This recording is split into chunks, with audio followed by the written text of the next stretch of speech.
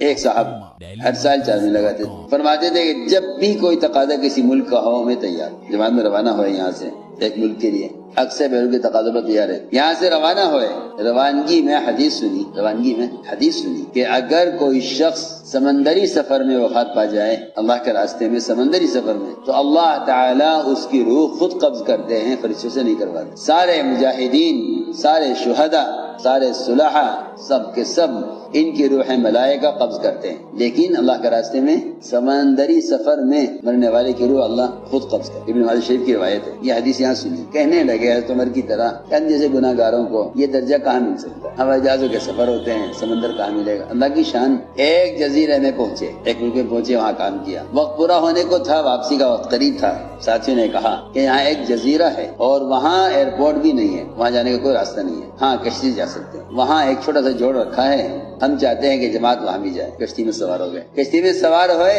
شاید 12-15 گھنٹے کا سفر تھا۔ کشتی میں صبح تعلیم کا حلقہ ہوا، تعلیم کے حلقے میں تعلیم کرانے والے نے حدیث پڑھی تو تعلیم کے حلقے بیٹھے بیٹھے کہنے لگے کہ اللہ کے راستے میں بھی ہیں، سمندر بھی ہے، خروج میں بھی ہیں، لیکن ایسے قسمت والے ہم کہاں ہیں؟ برابر والے سے بات کرے بیٹھے، ہم ایسے قسمت والے کہاں ہیں کہ اس راستے میں موت آوے اور اللہ رب العزت ہماری روح قبض کریں، ہم ایسے قسمت والے کہاں ہیں؟ لیکن تعلیم کا حلقہ ختم ہوا تو ساتھی سب اٹھنے لگے، لیکن وہ نہیں اٹھایا، ہلایا تو وہ لیٹ گئے اور وہیں کشتی میں انتقال ہو گیا۔ واقعی کہتا ہوں، من احب لقاء اللہ احب اللہ لقاءہ ومن کرہ لقاء اللہ کرہ اللہ لقاءہ۔ جو اللہ سے ملاقات میں سچا ہوتا ہے اللہ تعالیٰ بھی اس سے ملاقات پسند کرتے ہیں۔ اول تو لوگ موت کو ہی ناگوار سمجھتے ہیں، پھر موت اگر ناگوار یہ سوچ کر کے تو آوے ہی کی تو اپنا اعزاء اقارب کے درمیان موت کو بہتر سمجھتے ہیں۔ چنانچہ اگلے جزیرے میں کشتی پہنچی نہیں تھی، ان کا راستے میں انتقال۔ تو میں نے عرض کیا کہ واقعی جو آدمی